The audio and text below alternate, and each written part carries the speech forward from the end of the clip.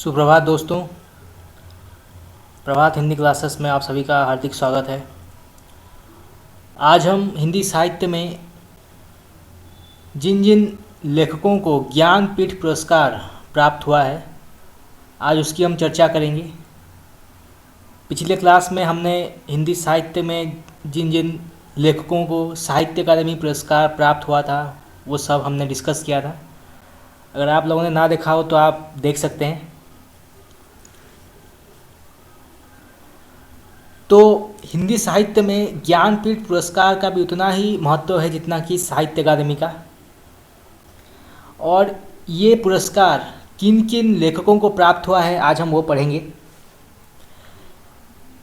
तो सर्वप्रथम 1968 में, ठीक है दोस्तों, याद रखिएगा डेट, 1968 में जिस लेखक को प्राप्त हुआ था ज्ञानपीठ पुरस्कार वो थे सुमित्रा नंदन पंत। बहुत ही महत्वपूर्ण लेखक हैं ये, हिंदी साहित्य में छायावाद युग के बहुत ही महत्वपूर्ण लेखक हैं ये। और इनको जिस रचना की वजह से प्राप्त हुआ था साहित्य ज्ञानपीठ पुरस्कार वो है चिदंबरा। ठीक है दोस्तों, याद रखिएगा नाम चिदंबरा। मेनली सुमित्रा नंदन पंत से रिलेटेड क्वेश्चन आ जाता है कि किस लेखक को सर्वप्रथम ज्ञानपीठ पुरस्कार प्राप्त हुआ था, तो इसका उत्तर होगा सुमित्रा नंदन पंत। ठीक है दोस्तों, सुमित्रा नंदन पंत। किस रचना की वजह से? चिदंबरा। ठीक है दोस्तों, याद रखिएगा चिदंबरा की वजह से उनको प्राप्त हुआ था ज्ञानपीठ पुरस्कार। उसके बाद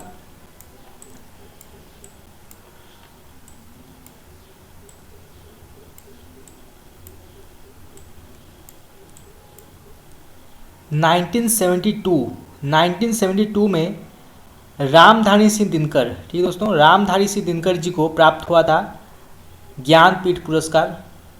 उनकी कौन सी रचना की वजह से? उर्वशी। आप सब ने जाना होगा रामधारी सिंह दिनकर कौन थे, जिन्होंने रश्मिरथी और कुरुक्षेत्र जैसे महान रचनाओं को लिखा है, वो रामधारी सिंह दिनकर। उनको प्राप्त हुआ था ज्ञानपीठ पुरस्कार, उनकी उर्वशी रचना की वजह से उनको प्राप्त हुआ था। उसके बाद आते हैं 1978 में।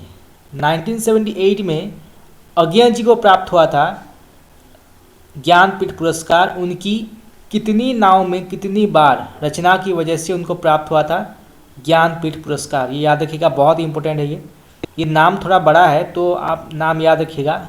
ये जो रचना है ये अज्ञा जी की है। 1978 में इसको साहित्य अकादमी ज्ञानपीठ पुरस्कार जो है प्राप्त हुआ था इस रचना को। ठीक है, ये याद रखिएगा। उसके बाद 1982 में सुप्रसिद्ध महादेवी वर्मा, जो आधुनिक युग की मीरा मानी जाती हैं, उनको प्राप्त हुआ था ज्ञानपीठ पुरस्कार 1982 में। उनकी यामा रचना की वजह से, यामा रचना आप सब ने नाम सुना होगा यामा, उस रचना की वजह से उनको प्राप्त हुआ था ज्ञानपीठ पुरस्कार।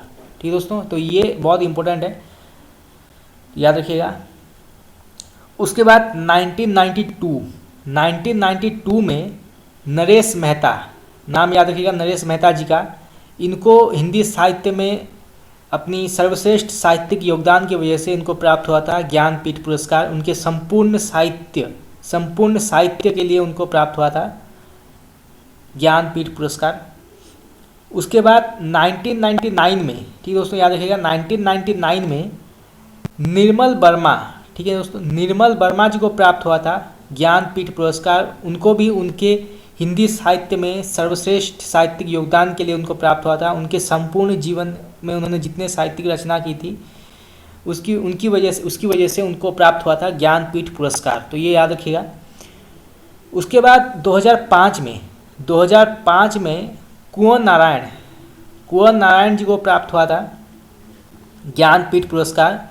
उनके संपूर्ण साहित्य की वजह से उनको प्राप्त हुआ था 2005 में। ठीक है दोस्तों, तो ये बहुत इंपॉर्टेंट है।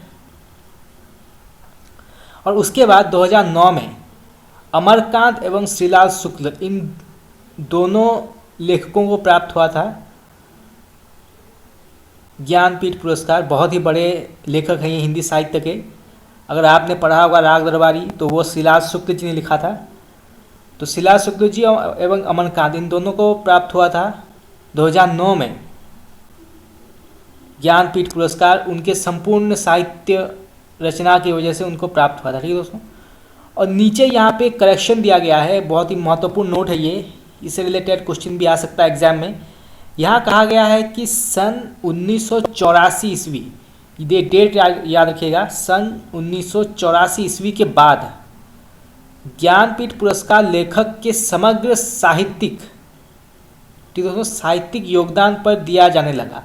तो देखिए यहाँ पे लास्ट, यहाँ पे कहा गया है कि 1984 के बाद जो ज्ञानपीठ पुरस्कार जिन जिन लेखकों को प्राप्त हुआ है वो उनके समग्र ऐतिहासिक योगदान, साहित्यिक योगदान की वजह से उनको प्राप्त हुआ। जैसे नरेश मेहता, निर्मल वर्मा, कुंवर नारायण, अमरकांत, श्रीलाल शुक्ल, केदारनाथ सिंह, कृष्णा सोबती, ये जितने भी लेखक उसके बाद आए, इन सबको अपने संपूर्ण साहित्यिक योगदान की वजह से उनको ज्ञानपीठ पुरस्कार प्राप्त हुआ। इससे पहले नरेश मेहता जी से पहले जिनको साहित्य ज्ञानपीठ पुरस्कार जिनको प्राप्त हुआ था वो थे महादेवी वर्मा।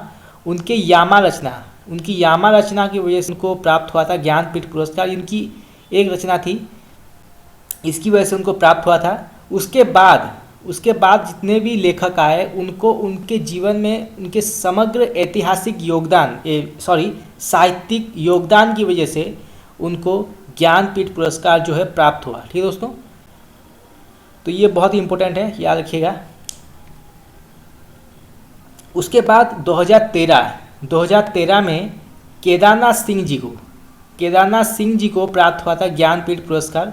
ठीक है, ये एक्स्ट्रा दिया गया है।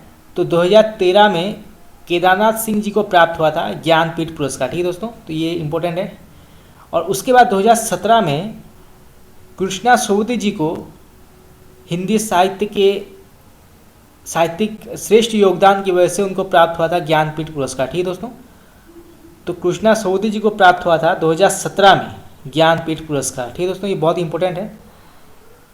जितना महत्वपूर्ण हिंदी साहित्य का अकादमी पुरस्कार माना जाता है उतना ही महत्वपूर्ण हिंदी साहित्य का ज्ञानपीठ पुरस्कार माना जाता है। और उससे रिलेटेड क्वेश्चंस जो है वो प्रत्येक एग्जाम में पूछ लिए जाते हैं, खास करके सुमित्रा नंदन पंत से रिलेटेड क्वेश्चन कि किसे प्राप्त हुआ था हिंदी साहित्य का सर्वप्रथम ज्ञानपीठ पुरस्कार।